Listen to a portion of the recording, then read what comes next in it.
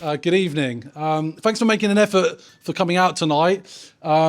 Just to give you a bit of insight, well, I'm going to give you a couple of overviews on kind of what's been happening and why this particular event has been created and what the purpose of like Money Matters. Now, obviously, fortunately, being in the SaaS industry, there's a lot of upside if you're doing a good job.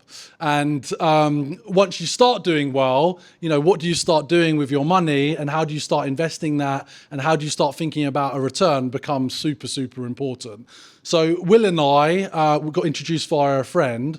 And we were like, look, we want to do something that's kind of small. Like those of you that have been to other sales conference events, there's usually 150, 200, big crowds. It's a bit wild, it's a bit crazy. This is more about come and meet some people that have got a similar mindset to you, that want to maximize their income and connect with others that are in that kind of same mindset. And then for us, our job is to get world-class speakers that we can then obviously give you some inspiration and some insight and some curation around that. So that's a little bit of insight about the event. I'll get Will to kind of explain why you got involved and why Corinthian and how do you focus on kind of the SaaS industry?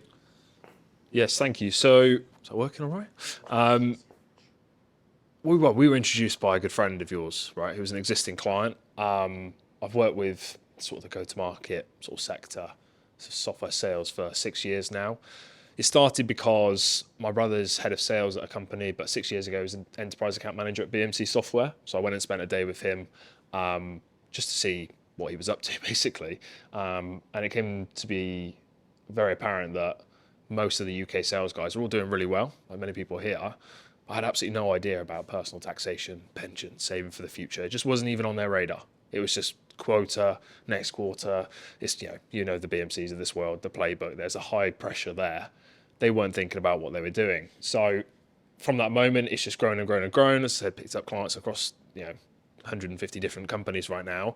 Eventually met one of your good friends through introduction. He introduced ourselves, and obviously the commonality was there. You were building self-confidence for mindset, well-being and performance. What we were trying to do is help those people that are on that upward trajectory to make better financial decisions. There was a great sort of alignment, and that's why we started building the Money Matters, to hopefully build a bit of a platform for people to learn. That's all it is. It's educational. Yeah, and that's what it's about, right? And actually getting some insights and some expertise and some inspiration.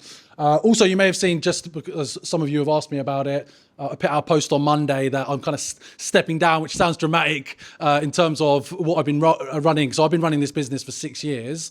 At our peak, we kind of had like 20, 25 people in it. Then COVID hit. Then we kind of recovered, came back. We tried to launch a membership. Now we filled rooms of people. Surprisingly, salespeople didn't want to spend as much money with me as I wanted. So tonight I'm not asking you for anything. So you'll be glad to hear. You just can come here and enjoy the event. But ultimately, sales confidence events like this, Money Matters and our other series, and with our partners like Cognizant, we've got Cobra in the room, Demand Base, Corinthian, Zoom Info. There's still a bunch of companies that basically are invested in the sales community. There's also, unfortunately though, a lot of companies that have just disappeared out of the market. And some of you may have seen that and felt that because there's been a consolidation. There's also been a bit of a tech recession in some areas. So, it's been a lot harder in the last kind of 6-12 months than maybe it has been previously. And then also for me, it's just a personal choice. I kind of, there's more upside in kind of other things that I could be doing. But this is going to still remain despite what people have said. So there's still going to be ongoing events and there's still going to be opportunities to connect with people. I'm a super connector, so if I can help you individually connect with anyone, that's what I want to do. And honestly, that's what I think is important. Even there's people that signed up tonight that didn't come. Now, well, that pisses me off, but also ultimately you made an effort. So also when you put something in, you should get something out. So connect with the speakers, connect with the people in the room, and also take this opportunity to learn from the people that we've curated. Like I have tons and tons of people are like, James, I want to speak. And I'm like, it's never going to happen. So like we make sure that we've got good speakers in the room for you with good expertise. Just to point out, so each speaker gets about 7 minutes, no interruptions or questions while they're delivering their talk, but at the end we'll do a Q&A so you can ask questions of them, and that's your opportunity to be curious and get some answers. So we've got 4 brilliant speakers at different stages of their career that are going to talk about different themes, different subjects, and Will deal is one of those. And then after the Q&A, there's an opportunity, obviously, to make some connections before you head home. So thank you very much for putting some effort in, and we will kick off with our first speaker. So our first speaker, George. George started his sales career with Blue Prism back in 2019 in a business development role, and he hasn't looked back. He has since been promoted several times into his current role as Enterprise AE, and George is going to talk to us about how to get high and stay high in complex accounts. Thank you. Thanks, mate. Hello, everybody. Thanks, Will, for the intro, and great to see everybody in the audience today. I'm hoping you can take some value from what I'm going to share today and a little bit about my story. I guess get high, or how to get high and stay high in complex accounts is get high, yeah. is really a fancy way of saying, well, how to get in front of C-suite executives and then sell to those C-suite executives. It's an area that I've had success in my admittedly short sales career, and has allowed me to deliver outsized transactions relative to my organization's average. Was already given a quick intro to me, but just to reinforce some of that. So yeah, my name's George Adams, been at Blue Prism since the start of my career. Moved from SDR into BDR, into ISR, into AE, and now as an enterprise AE. And I sit across our government and criminal justice practice. I was reflecting on how to structure this, and actually it can be really difficult, I think, for salespeople to codify how they do what they do. Some of it just comes naturally, and it can be really difficult to sort of articulate, how to piece the puzzle together. I think the easiest way for me to explain how I go about engaging with executives is to put it into three buckets. So you have bucket one being how to actually get the meeting, bucket two being how to run the meeting, and then bucket three being actually how to continually engage that executive on an ongoing basis as part of your deal cycle. So first and maybe hardest is actually getting the meeting in the first place. So my obsession with this started when I was a BDR, and somebody in my organization thought it was a clever idea to bring in a spiff that would give us 2x compensation for booking a meeting with a C-suite executive. Being coin operated, as probably many of you are in the room, I've made this my absolute fixation to say, well, how can I book as many meetings with C-suite executives as I can and make as much money as I can? I was also cognizant of the fact that actually I wanted to be promoted and move out of this role, and the best way to gain profile with VP of Sales, GM of EMEA onwards, was to book meetings with CIOs of large FTSE 100, 250 companies that they'd be a part of, and actually give me some kudos and recognition in the organization. So the way I went about this from the outset, I suppose, was to try and work with internal champions that we had within our existing customers. So Blue Prism is an automation company, and we have heads of automation that run automation programs using our software. We would use those champions to say, well, actually, it's in everybody's interests, Mr. Head of Automation at X Global Bank, to say, why don't we speak to the head of trade finance in Singapore? Why don't we speak to the head of KYC in Hong Kong? Why don't we speak to the head of tax in Germany, and try and understand if there's opportunity for us as a commercial business, but also you as a head of automation to build your profile within the organization. We had, I suppose, a relative amount of success with this, really good for VPs, directors, running business units and service lines, but still we were unable to engage truly with C-suite executives, right? We were batted off, I suppose, at every turn, the dreaded unsubscribe or blocked on SalesLoft or outreach cadences.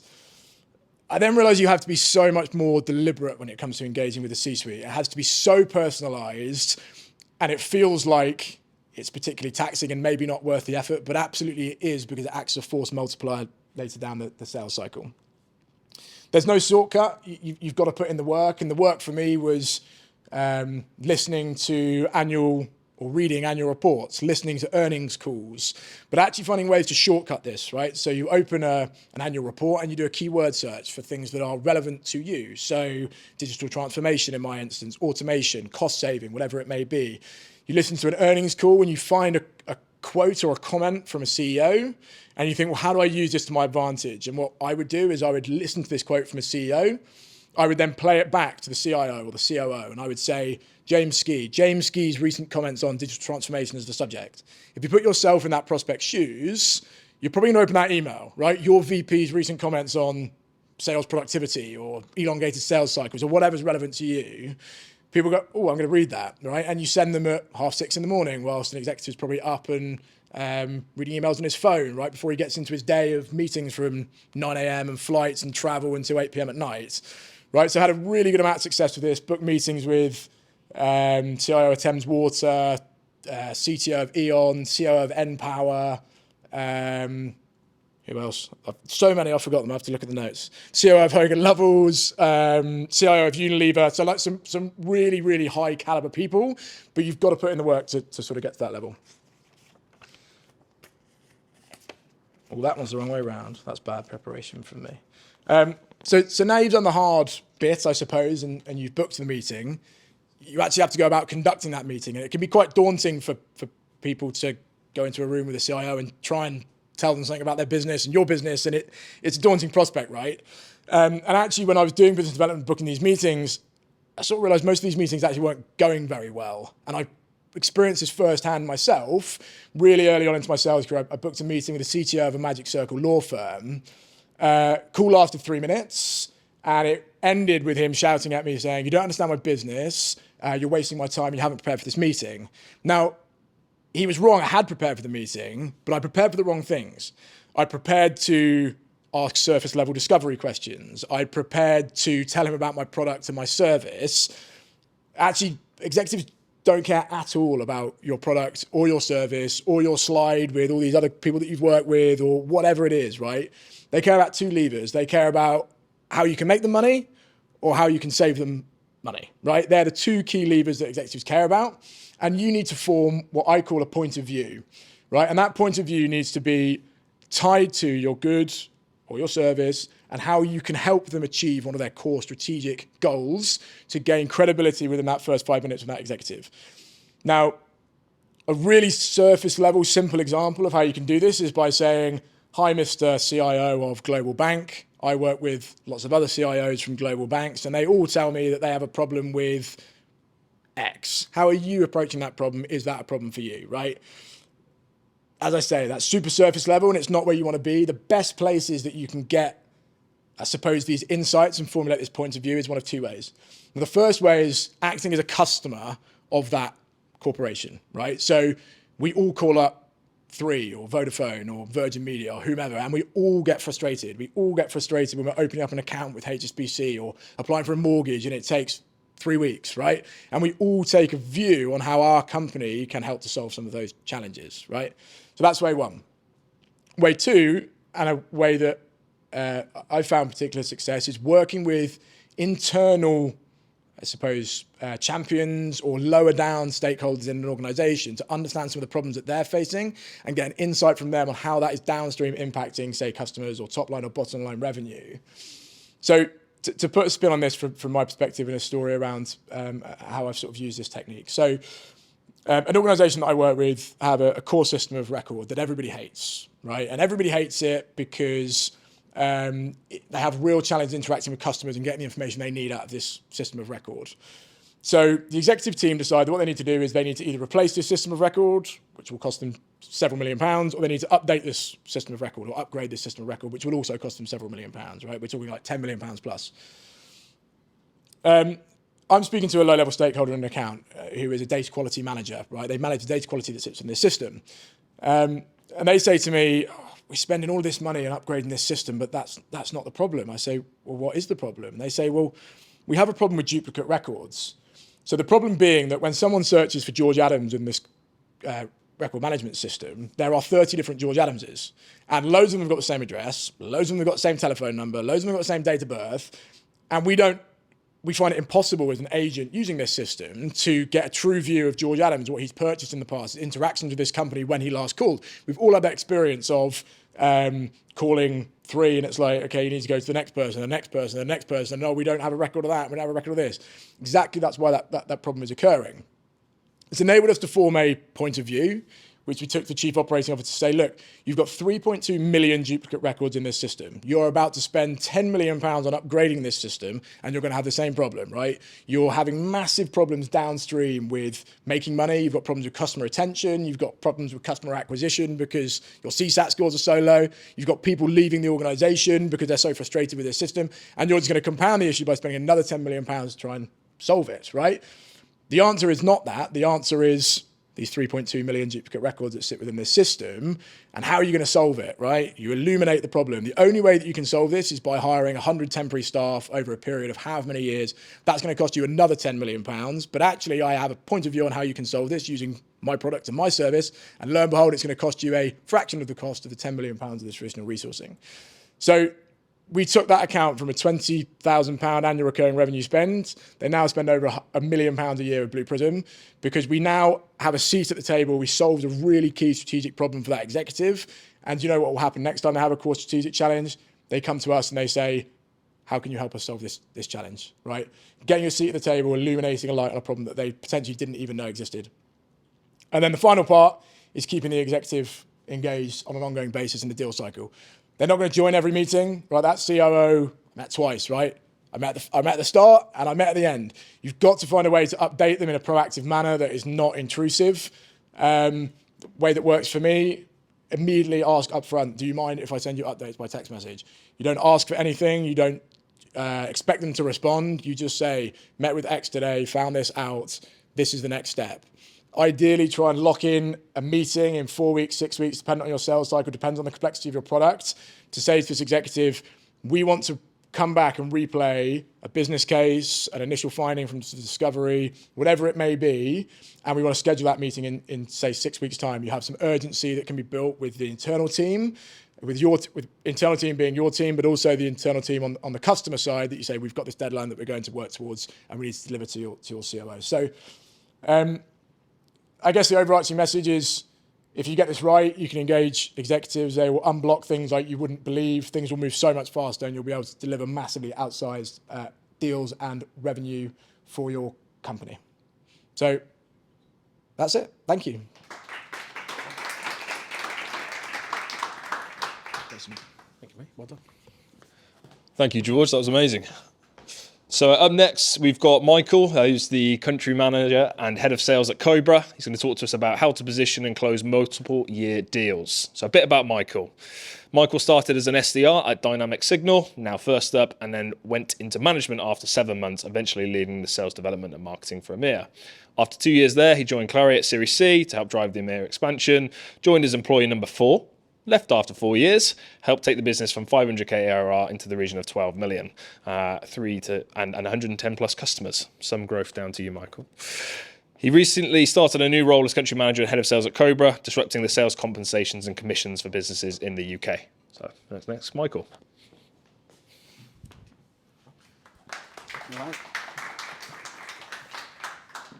Hello, folks. Hope everyone's doing well. Thanks for the introduction, and George, thanks for that presentation and executive point of view. It does work. We actually did something before I left my previous company. We had a whole initiative around executive point of views, and it really does work. So today I'm going to be talking to you guys about how to position and close multi-year deals. So gonna ask for a quick show of hands. Might be like, oh, silly question, but who wants to make more money here? Everyone. Okay, great. Who would love an extra 5 to 10 grand in commission? Okay, everyone. So I'm in the right place. Okay, last question. Who wants to be known as the rep that brings in the biggest deals? Good. So I'm speaking to the right people. That's awesome. So why should you be motivated to do multi-year deals? First of all, getting paid your accelerators and multi-year kickers. So 1, extra cash in your bank account. 2, thanks. 2, you have more runway, right? Your customer success team have more runway to build referenceable customers. That's huge, especially for a company like us. We're Series A, we're coming to the UK. This is something that is going to be super, super important for us to actually build customers that are referenceable, because that's super, super powerful. 3, reduces your churn rate, because that's really important, especially if you want to exit. And 4, big TCVs. I don't know how many of you guys work for companies that pay on TCVs rather than ARR. Anyone here? No. So most companies pay on ARR, but there are some companies that pay on TCV. So that's really, really useful. Now, why would your customers commit for 3 years? One, stability versus switching every single year. I don't know if anyone here has ever managed like sales tech tools, but if you have, you know you can easily be the villain of the go-to-market team when you're making them switch every single year. When you come in, you want to introduce a new conversational intelligence tool, or rarely a new CRM. You rarely switch that every year. But when you want to introduce new compensations tool, new sales tech tool, they absolutely hate it because you're forcing them to change. Sales reps in the room, put your hands up. You hate change, right? Exactly. So do I. So that's the first thing. They don't want to be the villain. Second thing, they get better pricing, they get better discounts when they commit for multi-year deals. And third thing, it's more about a true partnership rather than vendor management. Communicate this to the customer, right? Because sometimes they know, sometimes they don't know. So a lot of the times, especially in the current macro, we all know like CFO right now is kind of very cost conscious, blocking any kind of deals that's on the table that's going to cost them a lot of money. They hear all that stuff. They don't want to hear it right now. So it's really, really important for you to kind of position 3-year deals. Hey, you're going to get, not only are you going to get better pricing, but you're going to actually save yourself being a villain with a go-to-market team and kind of constant switching every single year. So position that in your slide deck especially when you're presenting pricing. One thing that really worked for me when I was selling, when I was an IC, was I never, ever talked about a 1-year deal. Never. Just never happened. And whenever I actually positioned pricing to my customer, it was more, this is an investment. So also the language change is really, really important for them, right? So just little things like that makes a really big difference. Right. How do you position them in your deals? First thing, do some discovery on what's important for them in a partnership. And what are the kind of typical SaaS, vendor terms? So for example, like I've sold to companies that they'll outright tell you, we don't do multi-year deals. It just is what it is, right? So now it's your job as a salesperson to really convince them on why they should do multi-year deals. And I wanted to use an analogy here, right? Imagine you're dating someone, right? You're dating someone, you go out with them on the first date. You're going to ask some interesting questions, right? You're going to want to know where they want to go in the relationship, right?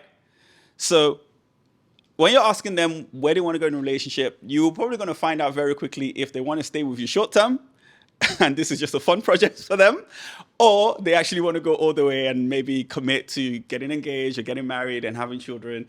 You're going to find that out through good discovery, right? I see some smiling faces, so you guys are kind of like throwing back in your mind, right? So do some discovery, what's important for them in a partnership. And take that what's important for them and actually really start to communicate how you can deliver against that.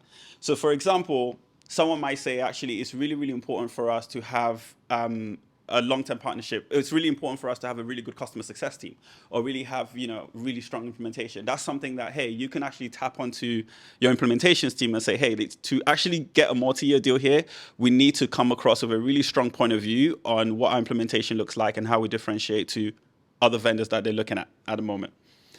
Understand what will stop them from partnering with your company for a multi-year deal. And finally, what are the strategic outcomes they want to drive using your platform? Kind of tying back to George's earlier presentation about executive point of view, this is really about understanding what are the strategic priorities for the business and how you're going to help them to drive it. You become more of a partner than a vendor when you really understand their business and you can really try to help them understand through your software how you're going to help them to achieve what they want to achieve. That takes the conversation from here all the way to over there. And that's where you really start to land meetings with the right people, and actually getting through that red tape of 1 year versus 2 year versus 3 year becomes a lot easier. Understand your strategic priorities, how you can help. And by the way, like when a company sets like revenue objective or big corporate initiatives, it's not going to be something that they can achieve. Most of the time, they're not going to be able to do it in 6 months. They maybe have a year that, they want to achieve it with, or it's something over 2 years, 3 years. I worked with a couple of companies before I joined Cobra. That there was a company in Germany, they wanted to get to 200 million in the next 2 years. Another company in Switzerland, they wanted to go public and hit 1 billion revenue in 5 years. If they're constantly switching platforms and your platform is a strategic partner to achieving that, they won't want to rip you out in a year's time. So it's really important to, again, just get to the high level goals, always tie into that. Every presentation that you have, always tying into that. and making yourself sticky. So last point is, once you have all that information, how do you get buy-in? One thing is, a 1-year deal, no matter what they say, isn't a partnership. It's a pilot. It's a pilot. They're testing you out. They are maybe serious, but they're not really serious. And sometimes you can challenge them and say, hey, listen, like, some of you guys sell software that takes a long time to implement, right? You know, okay, you are Salesforce. Salesforce doesn't take 3 months to implement at all, right?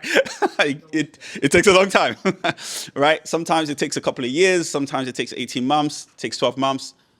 So if they're really serious about the investment, they'll go long term. And if you've done your job well as a sales rep and position yourself that you are the right vendor or you are the right partner for them, sorry, I shouldn't use the word vendor. We'll switch into partner. If you're the right partner for them, they'll see the big vision and they'll commit for you they'll commit to it for multi-year. A strategic partner that actually helps them to achieve their corporate initiatives. I've talked about this already versus solve some pain points. If you sell software in a way that helps to solve pain points, you are the 1-year deal person. Why? Because after a year, when the CFO says we need to cut some cost, your software is going to be the first to go. Right? So again, always stick high level. Every CFO is super cost conscious right now. So anything around how you can help them to save money, how you can help them to replace what they currently have for possibly cheaper is always useful. And I don't know about you guys, but I was dealing with a really tough deal desk team for the last 4 years. However, there was so much flexibility we had internally when we were talking 3 years. They never wanted to do 1-year deals because the flexibility wasn't so much. So when you're doing 3-year deals, you have much more flexibility with deal desks. They can actually give you better terms. They can give you better language in your OA or your order agreements to actually help you get the deal over the line. So really, really useful there. If you ever present pricing, I touched this earlier, present pricing always 3-year. It's better to start high and then work yourself downwards than start at 1 year and then try to convince them to do a 3-year. Once you started 1 year, there's no going back. That's it. It's going to be really, really hard to convince them to go higher. Fourth thing, I talk about this, always use the word investment, use the word partnership. Little language like that makes a really big difference. Now, this is really, really important, actually. When you've done your discovery and they've kind of told you what it's going to take for them to get comfortable, bring in other stakeholders, bring in your CS team. We all know some of us sell, some of us are in complex sales cycle most of the time, right? We know that we don't sell alone. Good sales reps don't sell alone. So bring in your implementations team. Pre-sales, before you close the deal, bring in implementations team, bring in customer success, bring in the relevant people in your organization to get the customer comfortable. Do the reference calls, right? Put them in touch with other customers that have seen good ROI from your solution. Bring in customers that, have made money using your solution. All of that stuff helps when you're trying to do when you're trying to do multi-year deals. And finally, make it easy for them to buy. Don't put like crazy stuff like, auto renewal in new order agreements. And hopefully that's really going to help. I hope that made sense. And thank you very much. Super valuable, Michael. And look, seems obvious when you hear it. But we're talking about money matters, right? And the upside in your commission plan with accelerators is often tied to multi-year deals, but you never get stuck into it. So, it is so underestimated, the power of what Michael's done. It's a fantastic presentation. And just to highlight, all of the content is available on our YouTube channel. So going back 6 years of content is available there, Sales Confidence YouTube channel. So next up, Will, we've already introduced him. He's the partner at Corinthian Wealth Management, and he's going to be giving you a financial checklist that you should be thinking and working through as a software sales professional in the UK.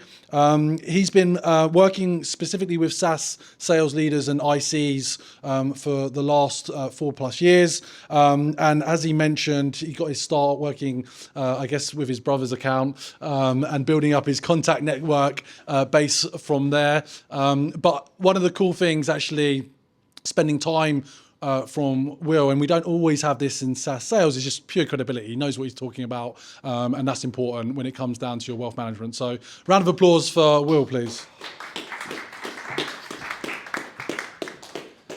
Thank you, James, and good timing. I think it is working. There we go, lovely. So I think what I'll start with, is by coming to the front, is saying, look, financial planning is incredibly personal. There's no way that I'm going to be able to put a very in-depth, personalised presentation to a room full of people, but that's not the approach we're taking. I've had thousands of meetings with leaders and ICs over the last 6 years at hundreds of different software businesses. These are 6 key things that we always talk about. Now, everybody goes down different paths. Everyone's got different commission structures. Everyone's got different businesses, whether it be early stage startup or some of the big giants like the Salesforces of the world. But these are 6 key areas that we focus on and just make sure that we've discussed, have documented, and we know we're not missing anything. So hopefully, as the sign of any good presentation, you've got something you can take away and action. Pensions, God, it wouldn't be a financial presentation if I didn't talk about pensions, to be honest. There we go. They are important, right? I get it. They're not the most exciting product in the world. I spend my life reading pension documentation, talking about the value of them. That's a difficult thing to try and invigorate salespeople about. You've just worked 9, 12 months for a massive deal. You've been paid your commission. Now I'm telling you to fund your pension. It's a tough sell. But there's a couple of things I'd like you to all check. You've all got active pension schemes. You should do through your employer. The first thing to check is that your contributions are being made by salary sacrifice. Now, how you can check that is by logging into your portal. So Scottish Widows, for example, with Salesforce. I think it's Scottish Widows with Blue Prism as well, off the top of my head. Making sure that there's just one contribution from the employer. That tells you that your contribution is being made by the employer and it has been salary sacrificed. Without spending 10 minutes on this topic alone, although a very important one, if that's not the case, you could be owed tax. Now, if you have questions about that, please talk to me after, because we found, and I mean found, not made, not planned, not advised, found, by just being more organised, tens of thousands of pounds for people. Found a sales leader the other day, $7,000 of tax. Found. That's not my job, but it's a good thing to start with. Are you getting the maximum matching? For instance, you join a company, you're an IC, you don't care about the pension contributions. I know, I hear it every day. But don't just join with a basic. If you're paying 4%, they're paying 4%. And if you paid 5%, they pay 5%. That's an extra 1% for free. Look at those sorts of things, right? You're working hard to make money. Sometimes tiny little tweaks by just being aware and being organised can actually help you. And again, if you can increase your contributions, you save your marginal tax rate. If you're a 45% taxpayer, 40% taxpayer, paying into a pension, you're 40% off better. Straight away, instantly. Again, I know they're not exciting, but they are efficient. Please use them. So that's point 1, checking company pension contributions. We do that as a first step. Regardless of whether the client even signs up with us, we do that for them because it's quite serious. Default pension strategies. Again, you join a new company, you look at it, you go, yeah, I'll sign up. I know I need to be in it. You're not going to be thinking about the investment strategy. You're going to go for the default. You're going to click balanced. The word balanced, I was going to say keep me up at night. It doesn't really. Other things keep me up. But balanced pension strategies are not the solution. Now, again, I can't give any personal advice, but looking around the room, many of you are far from retirement age. You should not be in a balanced investment strategy. Balance tells me it's defensive. You need to be in growth-orientated strategies. Please seek advice before you change it clearly, but don't just settle for the default. We see huge amounts of missed opportunity because people don't take the time to think about investment strategy. Lifestyling, that's highlighted because that's one of the key threats we see. George talked about points of view. If I over the top of my head, points of view for software sales professionals, multiple pensions, because you guys move around a lot, it's fair to say. The average tenure for an IC is 15 months, I believe. That's a lot of companies in your career. Leadership's less than 2 years as well. So I'm sure lots of people in the room have moved around a lot. Tax inefficient because of the nature of your comp structures. You've got a basic, OTEs, RSUs, ESPPs. There's lots of tax complexities and you missed opportunities and just majorly underprepared for retirement because of a few key themes that I'm highlighting here. So that's the point of view. Lifestyling is a default pension strategy where your funds de-risk as you get closer to retirement. So again, might not be relevant for many people in the room, but just to be aware of, if your funds de-risk before you even start taking money, you could miss out on growth over the longer term. So this isn't about funding more. It's not about all this technical tax advice. This is just doing the basics well. And we talk about that a lot. Again, questions I'm happy to talk about later. Global equities have been proven to be the best defense against inflation. That's why we all invest. We work really hard to earn our commissions, hit your OTE, high performance is another driver, but we all want the financial rewards. Leaving your money doing nothing in a bank account, getting chewed up by inflation, it's just undoing that hard work. Getting it invested in global equities has been the best defense against it over hundreds of years. So who are we to question it? As I said, one of the sort of common challenges we see, and one of the first steps is doing a pension review. Whether you're a leader or IC, the worst I've seen, sales leader 51 had 17 pensions. I don't even enjoy thinking about that process, the amount of admin involved. But the reason we had to do it was because they were left unmanaged. They were in these default funds. They were in these lifestyling funds that weren't even beating inflation.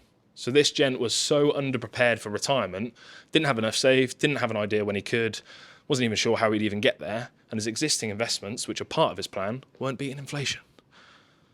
That's fundamentally wrong, if nothing else. Pensions are central to your tax efficiency, and I'm yet to meet a salesperson that doesn't want to reduce the amount they pay in tax. And I'm sure I'm not alone here in the room of people that feel the same. We're financial advisors, wealth managers, planners, investment managers, whatever you want to call us politely, but we do take the duty of care to help people understand their comp structures. We're not part of the sales leadership team, but what we want to explain to you is if you're on a 100 basic, 100K OTE, which is fairly common, enterprise accounts, what is this actually after tax? It's about 116. For anyone who's wondering, which is about nine and a half a month. It's not paid monthly, it'd be very nice, it is lumpy, but if your total costs are 3, 4, 5 grand a month, then you should have some understanding of what you could save. If you're clear on what you could save, you're more likely to make better decisions. If you go into accelerators, how does that help? Yes, it helps with lump sum commissions, but you need to consider tax. Tax obviously increases the more you earn, and it's about having just an idea of what you could save. Because I'm sure everybody can relate to this, you are stuck in that relentless quarterly cycle. I've heard it so many times. Finish the end of year, I'm not thinking about doing my tax year end planning. I'm thinking about Q1 and how I've got no pipeline. And I'm thinking about kickoff, or I'm thinking about President's Club. And then suddenly I'm panicking because I haven't done anything. It's the relentlessness of what you do actually inhibits people from making some fairly simple decisions. So just be clear on what you're earning, because that's why you're doing it, I'm sure. Links in nicely to this. We meet lots of people who, when we ask them about their goals, tell us it's about earning 300 now. It's like, it's got to be something else. That doesn't. I'm not trying to be esoteric. I get it. You're ambitious, but there's got to be something else. So what is it you actually need to earn? And again, I'm very interested in what your career goals are on a personal level. We have quite intimate relationships with clients. It's a very personal relationship that we have. Is IC for you, or is leadership is something that you want to move into? Are you looking for the startup and the big exit event, or actually are you quite happy to, say happy, it's not the comfortable approach, but working at a massive established vendor and hoping to just maximize your commissions that way? It's different paths. I've got clients that sit in both camps equally as successful. It's what's important to you. We get one career, we've got a couple of decades. How can we maximize it? And finally, kind of wraps it all up, doesn't it? What are you doing it all for? How much do you need? Knowing your numbers, you have a plan for your FY, you have a plan for your quarter. We do need to have a plan for retirement, for life, and that's obviously what we do. And that's the first step in our process, is helping people to visualize what the next 5, 10, 15, 20 years looks like, because then we can start to work back. And if we're not clear on what we need to do every year, then we know we're missing opportunities. So those are the sort of 6 key areas. We focus on the current pensions, we focus on the investment strategies, we focus on what your income is, what your comp structures are, and ultimately what is this all for? Because we all need a plan, and it's not just about how you're going to hit your number. And hopefully it's something that you can all take away. Thank you for coming.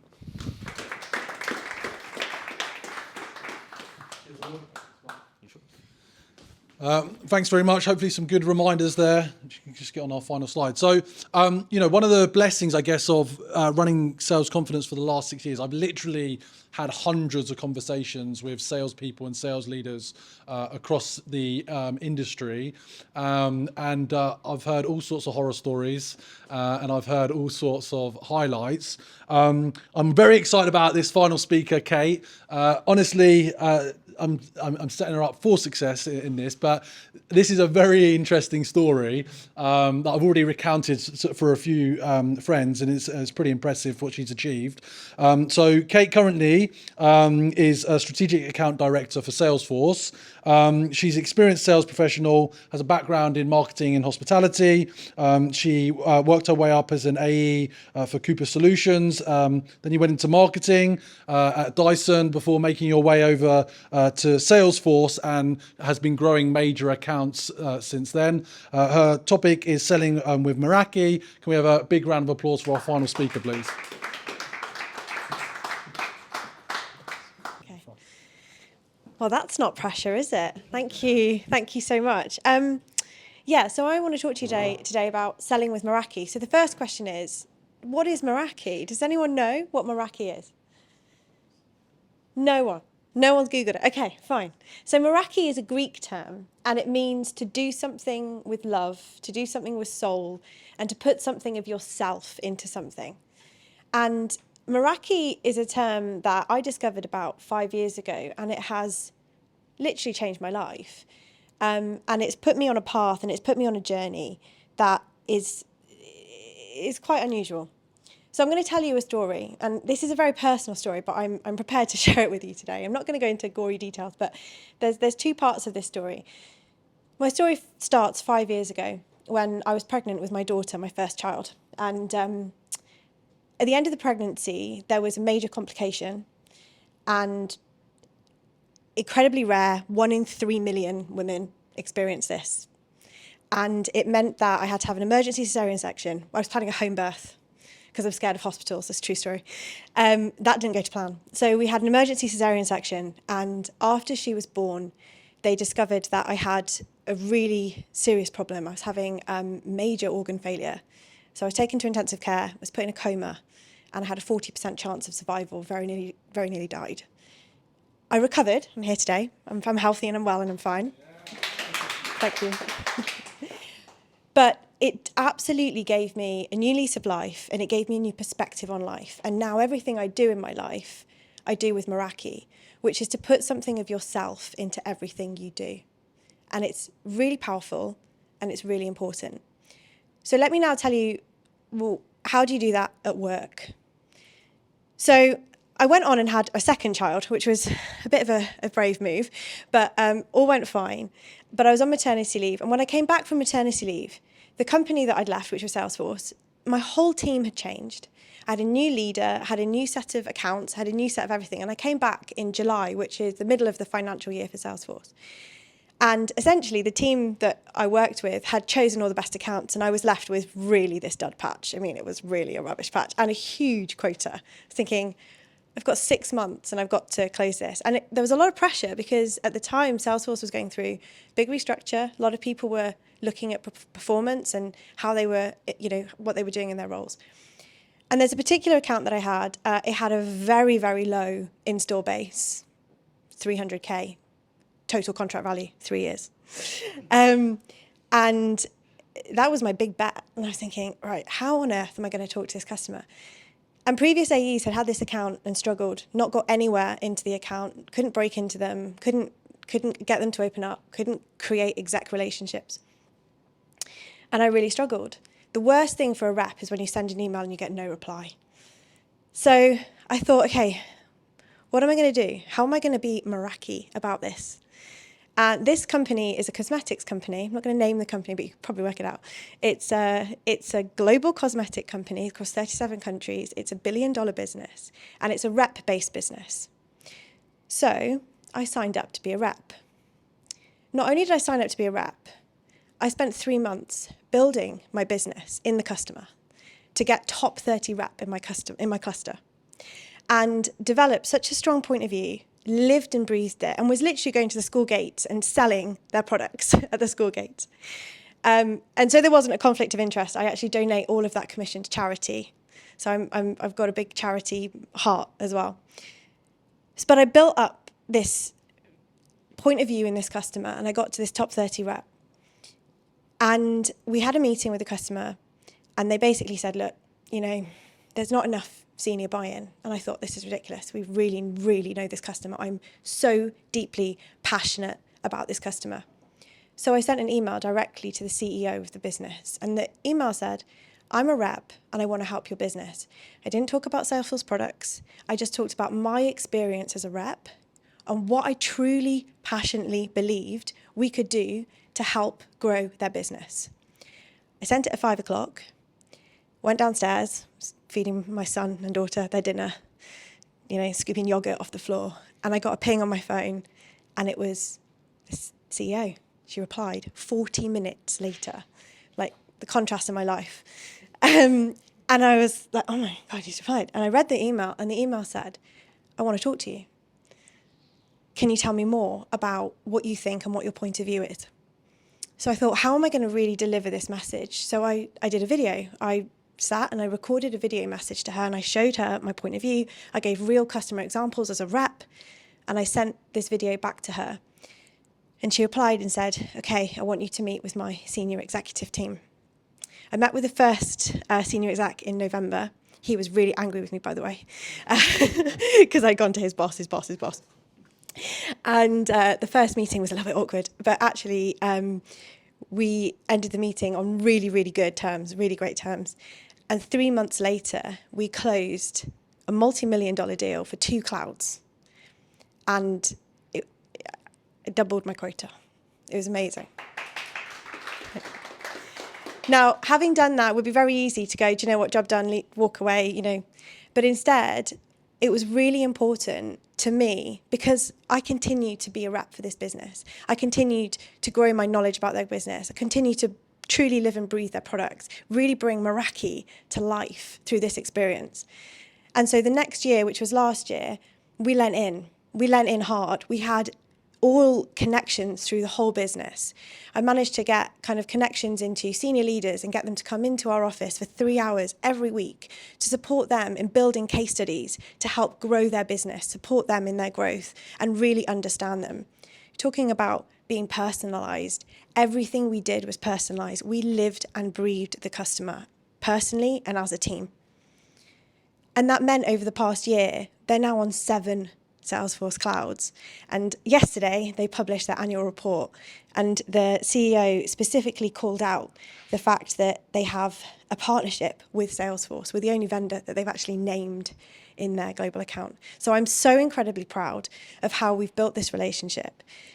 And it's just an example of where being authentic to yourself, bringing your soul, your creativity, and love to what you do, you can never have Sunday night blues because you're always being true to yourself.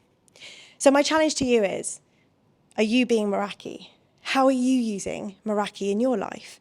And how can you lean in to the opportunity more? Thank you. Amazing story. Do you want to just hang at the front? If we can invite all the speakers up, please, to the front. Thanks very much. And thanks everybody for listening. Do you want to stand at the just in the front of the line? Stand there. That bit. Forward. Yeah, that's you got it. All right, cool. Absolutely staggering. The cool thing about this, as in my role, like I've just seen great speakers and great stories, like time and time again. And I wish more people would get to hear it. So some fantastic stories. Thanks for sharing. Really inspiring stuff. I guess my first question, there was a lot of a theme around this kind of access to the C-suite. And often how pivotal it is to be able to access the C-suite. Just from a timing, because you've all been in roles for many years, is it got easier or has it got harder to access the C-suite?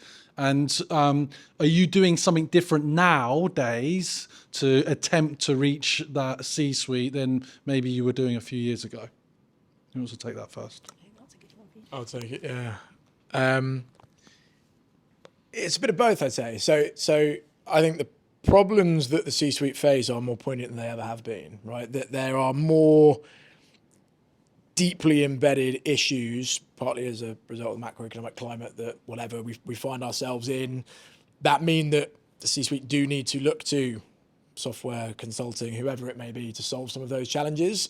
But at the same time, the increase in information, there's almost information overload where it's very difficult for people to if you think of like Forrester and Gartner and McKinsey and Bain and Accenture and Deloitte and vendors and whatever, partners, as we should call them, there's so much noise out there to break through to actually demonstrate your point of view. So that's almost becoming more cluttered.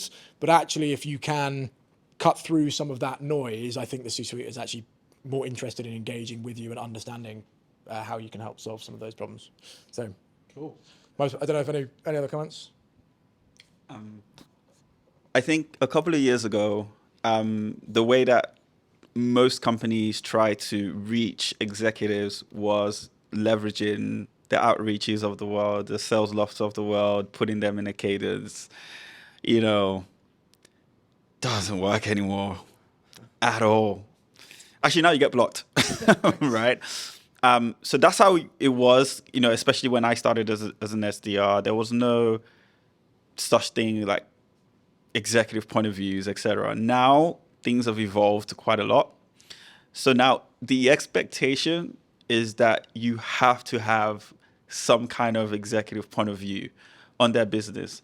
So now the expectation for sellers is, if it's a public company and you have not read their 10K or their earnings, or you've not listened to the earnings calls, like you're not doing your job. I love Haley's story because, and I've heard this similar story where reps actually go and become an employee at a company. So I worked for a company called Clary for the last 4 years, and we had a guy in the US called Paul. He was the account director on Workday, right? And like when you hear this term of he knows more about the company than the employees themselves, like he got so ingrained in the business, so ingrained in the company, that now he's almost like he speaks to executives and they're like, how do you know this stuff and you don't even work here, right? And that's the level now that as an enterprise seller, you have to get through. As you said, George, that's how you cut through the noise. That's how you differentiate. And it's a lot of work. You have to go actually sell their product outside of school. Like, how many of us are actually willing to do that? So to answer your question, James, so that I don't overextend, that is now the difference from how we used to do things now to how you have to do things as a C-suite. And that's why she got the result that she did within 40 minutes or 14 minutes, right? Just getting a response from the CEO. I can't even boast that kind of response rate. Like, that is insane. But that's what happens when you have a very strong point of view on the business. I think, sorry, last point maybe to just maybe think of something. Like, if your ambition, my biggest ambition is to get my customer's email address. I want to be george.adams@customer.com. I want a badge to be able to walk into their building, and you may have this, I don't know.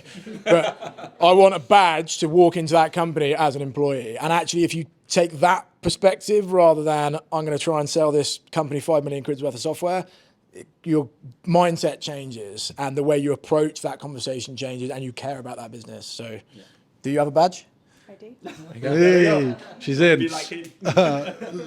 Love that. Are you using it on that whole tools thing? I know we just kind of highlighted, some of these tools are not as effective anymore. And frankly, this is kind of the experience I've seen with sales confidence. When I was at LinkedIn 6-7 years ago, it was kind of the beginning of like Sales Navigator, then Sales Loft entered the market and it was like new and novel. And now that's kind of shifted. But are you guys using like ChatGPT or anything to make yourself smarter that you're willing to share, to reveal, things like reading an annual report? It's actually it's a hefty document and there's a lot to get through. So you pointed out some tactical stuff on searches, but I'm just wondering if you've stuck any of those annual reports in ChatGPT or anything like that. I have. Oh, go on. 100%. I think it also depends on, we're very busy as reps, right? We have a huge quota. We got to figure out, I've never been a strat, account executive. Like the way you run your business would be maybe a little bit different from if you're an emerging sales rep or, or commercial or mid-market. I think leverage what you can, use the technology. The other day, I did chuck an annual report into ChatGPT and it gave me some pretty good stuff. And it saved me a ton of time, right? And I took the information that ChatGPT gave me. We had a customer meeting. We presented that and we were bang on. So it works. So like wherever you can get efficiencies, get efficiencies. But I think what you can't do is like stuff like, you know, your earnings calls. Like you got to listen to that. You know, that's the difference, right? Listen on 2x speed. Half the Do you get what I mean? Like you just efficiency is really important as a sales rep. So that's. There we go. And to summarize, even, you know, just we have so much to do. So yeah, having efficiencies like ChatGPT is really important if you're willing to pay the $20 a month for it. Good stuff. Get ready. I'm going to invite questions in a second. I'm just curious. Michael, you've just made a recent move after being in a company for quite a long time. Kate, you mentioned you're kind of stepping up. You've been in Salesforce a while. Obviously, you've been at Blue Prism your whole SaaS career. I'm just curious of like, you know, why you're still doing what you're doing, or why you've decided to make that move. So, you know, what is it? Is it about the business? Is it the earnings? Is it the upsides? You know, why are you still doing what you're doing? So for me, it's really important that I never experience Sunday night blues. Like, if that ever is a thing for me, I'm leaving. Like, that is, you can't live your life with Sunday night blues. So for me, it's about, am I challenged? Am I excited? Do I get up on Monday morning and know I've got to leave my kids for the day and go into London and have those customer meetings, but still come back feeling fulfilled and it was worth it? Absolutely. So that's the baseline for me. I need to really feel like, you know, I'm thrilled to do the job that I'm doing. And I think the second that changes, that's when you know something has to change. And yeah, I think it's, you know, trying to find those key things that are important to you. So if you do, you know, consider moving into leadership, for example, from an IC, why are you moving into leadership? Really challenge yourself. What are your reasons? Is it money? Because that's never a good reason to do anything, ever. You know, I didn't go into this account thinking, oh my God, if I do this, I'm going to make amazing commission. I actually didn't look at my commission calculator at any point. People don't believe me, but it's honestly true, because It's too scary. it Number was too big. spreadsheet couldn't hold them in. Because it's not about that. It's about actually driving the best value from the customer, and it's about doing the right thing and actually having great fun and having a great story and being part of it. I mean, we have so much fun in the team for doing that. And I think the second that changes, or you're motivated just by money, then you're not looking at the right things in your life. Great answer. Well, I think that was a good answer, hard to follow. And I think echoes a lot of my thoughts. I think for me, my motivation is just being as good as I can be, and the rest falls out the back of that, right? So how much can I learn? How can I get the most amount of learning in the shortest amount of time by being around people that are genuinely excellent or exceptional at what they do? I think that's the most important thing to look for. As soon as you're looking down more than you're looking up, and by that what I mean is like you're not scared by the people above you because you're like, I can do that, or I'm better than you, or I can't learn anything off you.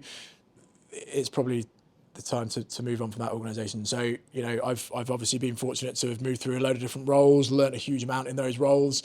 I've still got some learning to do, but I think the time that I think I've sort of outgrown that company from a learning and development perspective will be the time that I say, well, actually, I need to jump somewhere else and push myself and stretch myself more to be the best version of myself that I can be. So.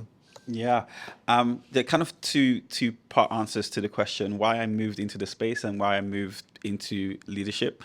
I think for me, you know, I was at a really, you know, I was at a great business, right? You know, I've been there a long time, and I felt like I've always had a thing for pouring into people and helping people, and I think you know, there was a change of guard, new leadership, and I just knew that, you know, that opportunity wasn't going to come by in the next 2 to 3 years.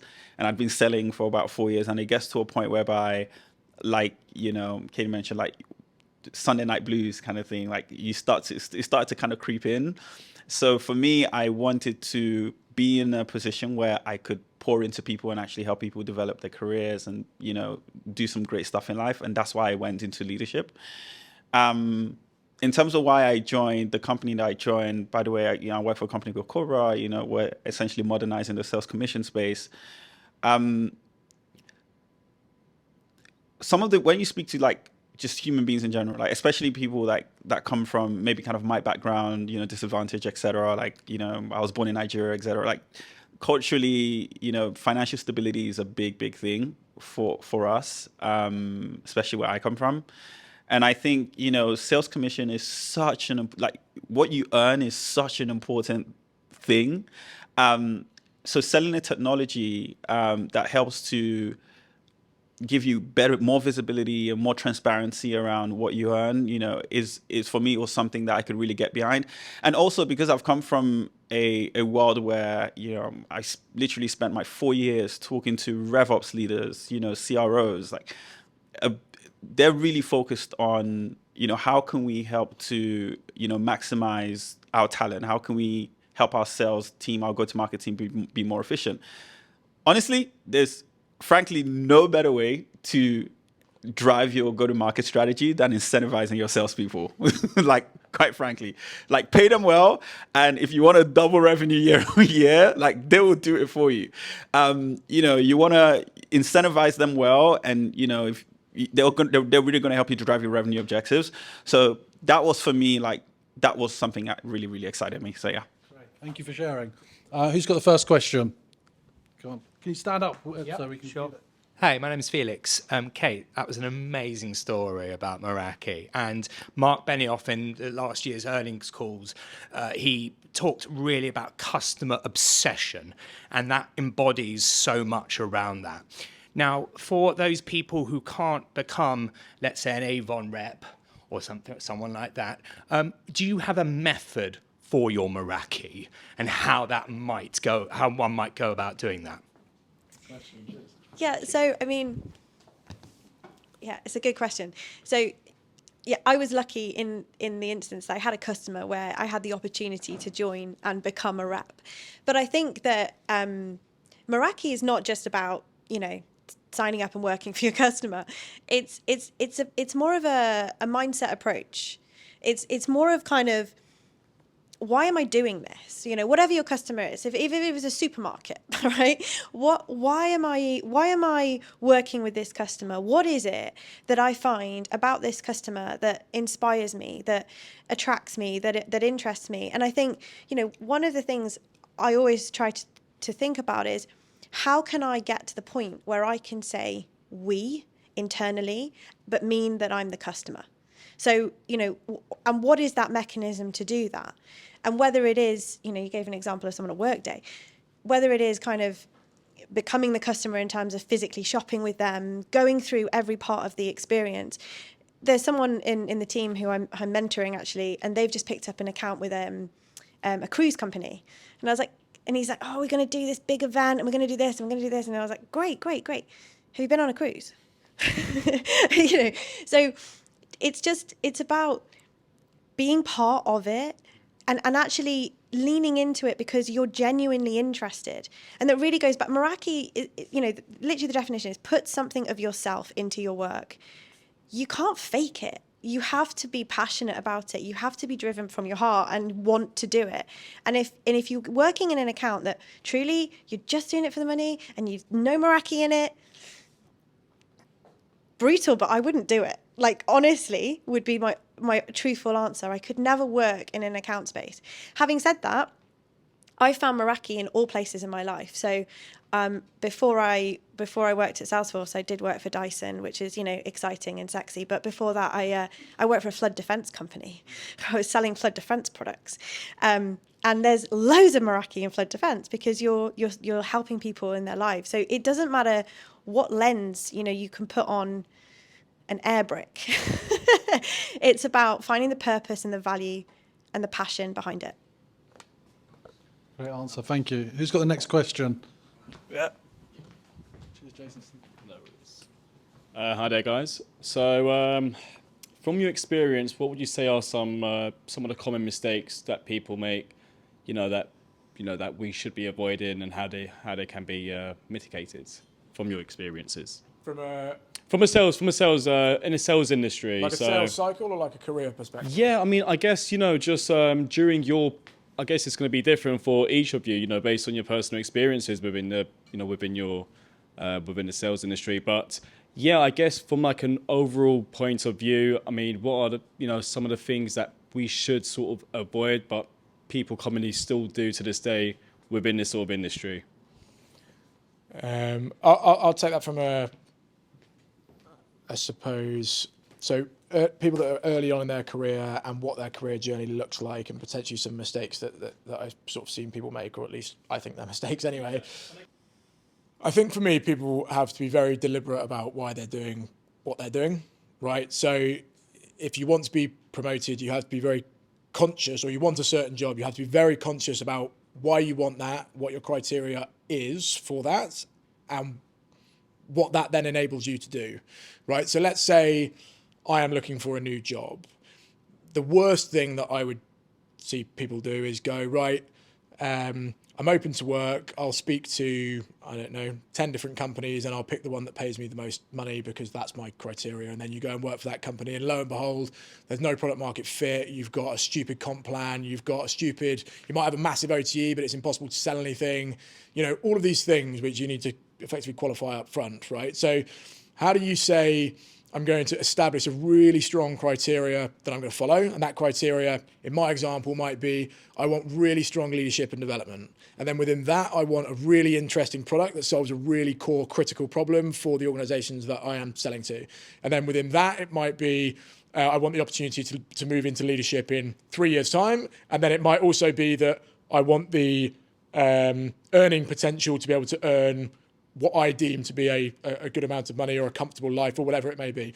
And then making your informed decisions based on that criteria, which you've clearly set out, and then following that path. And that will almost illuminate your path, because it will enable you to move through that discovery process with new organizations or as part of your career. And it almost acts as your qualification methodology, right? It's like, if this company is not giving me what I need from a leadership and development perspective, then it's probably not for me. And you can, matrix that and score it however you want. But I think, crux of that, and to sort of distill that into a sort of sentence or a phrase, is being very, very deliberate about why you're doing what you're doing, and codifying and putting a sort of structure in place to enable you to follow that path. That's good advice. Okay, this is an easy one for me. This is for if you're starting or if you're advanced. The biggest mistake that salespeople make is ego. Ego.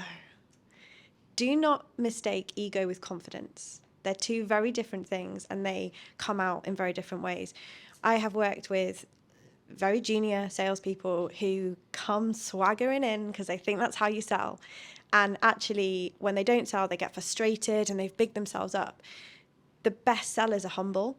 The best sellers are the people who learn from the ground up, who get under the skin of their customer and sell from within. Don't ever, ever let ego be the thing that drives you. Be humble. I've seen that in first person. I've seen a lot of people fail. Do you want to go next? Big ego. No, you guys go.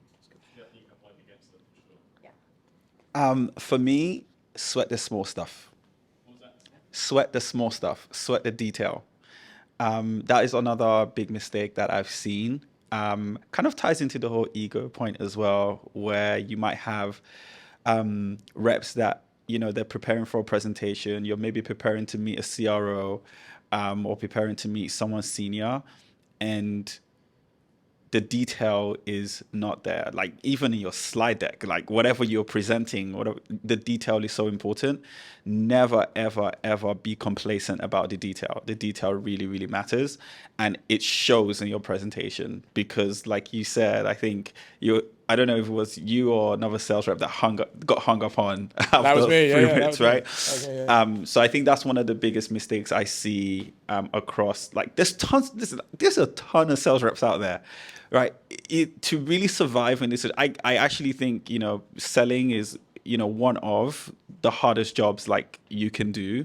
The thing that really separates you from the rest is, yes, the ego, 100%, being humble. And when you're humble, you sweat the small stuff. You're a bit more paranoid. You're not so complacent. You wouldn't let things fly, especially when you're having customer conversations. So that is like one thing that I've also seen as well, and mistakes that I've actually personally made early on in my sales career, where I didn't sweat the small stuff, and it bit me in the ass.